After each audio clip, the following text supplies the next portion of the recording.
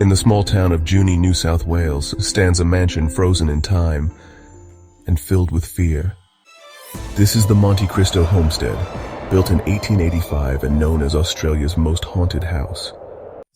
Its tragic history began with the Crawley family, but it's what happened after that turned this elegant home into a nightmare. Over the decades, Monte Cristo has seen violent deaths, mysterious disappearances, and rumors of murder, madness, and even a child's death on the staircase. Visitors report seeing ghostly figures, hearing footsteps in empty rooms, and feeling icy hands touch their shoulders. One guest claimed she was pushed by something invisible. Another ran screaming after seeing a ghostly woman in a Victorian dress hovering at the window. Paranormal teams from across the globe have visited Monte Cristo, and many refuse to return.